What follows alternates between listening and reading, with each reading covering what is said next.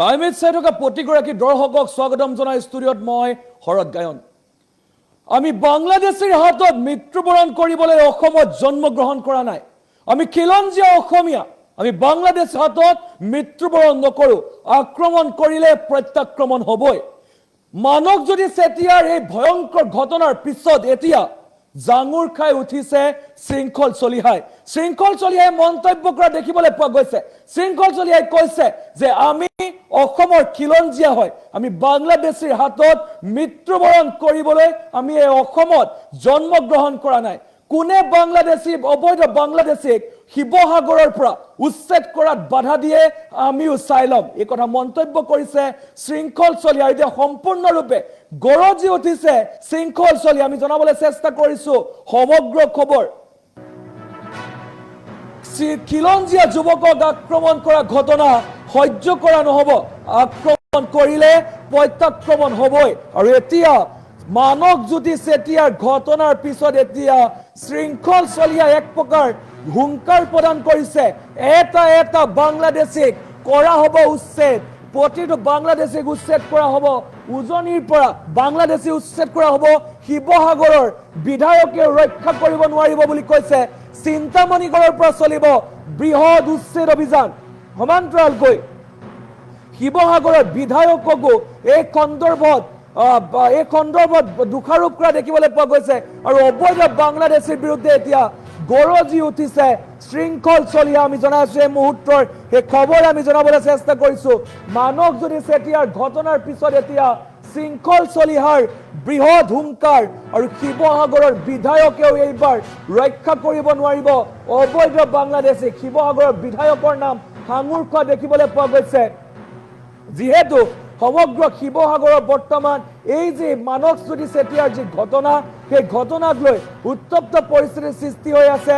প্ৰতিটো দল সংগঠনে মন্তব্য কৰা দেখিবলৈ পোৱা গৈছে, প্ৰতিটো দল সংগঠনে মাত মতা দেখিবলৈ পোৱা গৈছে। আৰু সেই সময়ত এতিয়া শৃংখল চলিহাই এনেধৰণে মন্তব্য কৰা দেখিবলৈ পোৱা গৈছে।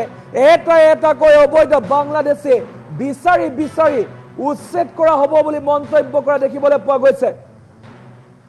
আমি জনাইছো এই মুহূৰ্তৰ এই খবৰ আমি জনাবলৈ চেষ্টা কৰিছো।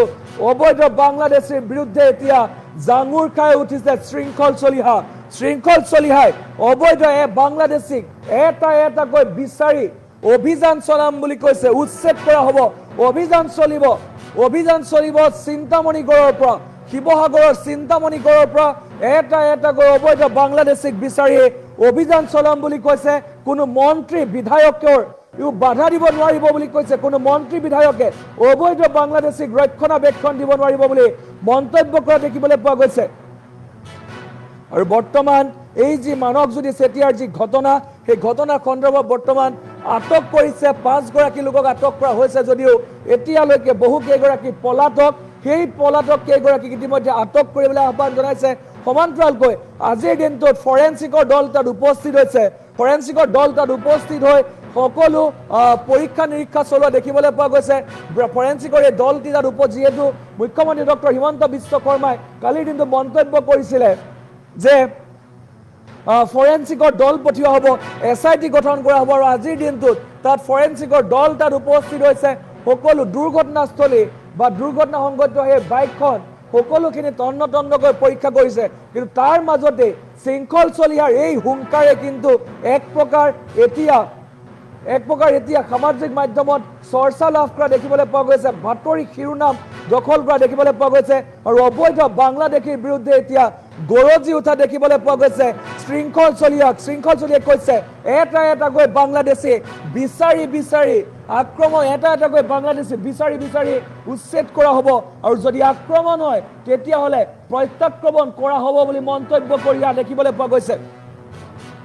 আমি জনাইছো এই মুহূৰ্তৰ এই খবৰ আমি জনাবলৈ চেষ্টা কৰিছো। এতিয়া অবৈধ বাংলাদেশীৰ বিৰুদ্ধে বৃহৎ একশ্যন হ'ব শিৱসাগৰত। চিন্তামণিগড়ৰ পৰা চলিব এই অবৈধ বাংলাদেশীৰ বিৰুদ্ধে বৃহৎ একশ্যন। আৰু যিহেতু মানক জ্যোতি চেতিয়াৰ সৈতে যি ভয়ংকৰ ঘটনা সংঘটিত হৈছিলে, তাৰ পাছতে প্ৰতিটো দল সংগঠন জাঙুৰ খাই উঠিছিলে। আৰু ইতিমধ্যে মন্তব্য কৰা দেখিবলৈ পোৱা গৈছে শৃংখল চলিহাক। কি কৈছিলে শৃংখল চলিহাই অবৈধ বাংলাদেশীৰ বিৰুদ্ধে শুনাই ল'ব বিচাৰিছো। জ্ঞাপন কৰিছোঁ মুখ্যমন্ত্ৰী মহোদয়ক, বিমল বৰাক, অভিভাৱক মন্ত্ৰী বিমল বৰা ডাঙৰীয়াক তেওঁলোকে যিটো আশ্বাস দিছিলে আশ্বাস মতে কামবোৰ হৈছে এতিয়া কথাটো হৈছে আমাৰ এটা ল'ৰা মাৰি পেলালে নহয় এতিয়া আক্ৰমণ হৈছে প্ৰত্যাক্ৰমণ হ'ব লাগিব সিহঁতৰো 4টা মানক এনকাউণ্টাৰ কৰিব লাগিব আৰু নহ'লে কিন্তু শিৱসাগৰত ভয়ংকৰ প্ৰত্যাক্ৰমণ হ'ব শিৱসাগৰ আৰক্ষীয়ে কাহানিও নেদেখা প্ৰত্যাক্ৰমণ শিৱসাগৰত হ'ব আমি ইয়াৰ খিলঞ্জীয়া ভূমিপুত্ৰ মানুহ আমি বাংলাদেশীৰ হাতত মৃত্যুবৰণ কৰিবলৈ অসম মুলুকত জনম লোৱা নাই সেইটো কথা চৰকাৰকো কৈ দিছোঁ শিৱসাগৰ আৰক্ষীকো কৈ দিছোঁ এনেকুৱা প্ৰত্যাক্ৰমণ হ'ব শিৱসাগৰ আৰক্ষী অসম চৰকাৰে ভাবিব নোৱাৰা প্ৰত্যাক্ৰমণ হ'ব সেইটো কথা একদম স্পষ্ট চিন্তামণি গড়ৰ পৰা উচ্ছেদ হ'ব চৰকাৰে নকৰিলে আমি কৰিম আৰু 5জনক আটক কৰিব ট্ৰেইনত পলাইছিলে বোলে ট্ৰেইনত ধৰিছে আমি খবৰ পাইছোঁ আৰু সেইকাৰণে অসম আৰক্ষীক আমি ধন্যবাদ দিছোঁ শিৱসাগৰ আৰক্ষীক আমি ধন্যবাদ জনাইছোঁ কালি IGP ছাৰো আহিছে তেখেতে নিজেই তাত তদন্তস্থলীলৈ গৈছে আমাকো মাতিছে গোটেই কথা বতৰাখিনি আমাক সুধিছে আৰু তাৰ পিছতে যিহেতু একশ্যন হৈছে আমি ভাল পাইছোঁ আৰু আজি তাৰ তিলানী আৰু তাৰ যিখিনি তেজ সেই তেজখিনি কোনো কাৰণত অথলে যাবলৈ নিদিওঁ মই কৈছোঁ নহয় ভয়ংকৰ প্ৰত্যাক্ৰমণ হ'ব শিৱসাগৰত সাজু থাকক শিৱসাগৰত থকা বাংলাদেশ কিমৰৰ মানুহ তহঁতক কোনে বচাব পাৰে মই চাম এইবাৰ বীৰ লাচিত সেনাই চাব তহঁতক কোন মন্ত্ৰী বিধায়কে বচাব পাৰে এইবাৰ আমি চাম আছে আমাৰ বিধায়কে আজিলৈকে কোৱা নাই শিৱসাগৰত বাংলাদেশী আছে বুলি বচাব পাৰে যদি শিৱসাগৰ বিধায়কে বচাই দেখুৱাওক মই চেলেঞ্জ কৰিছোঁ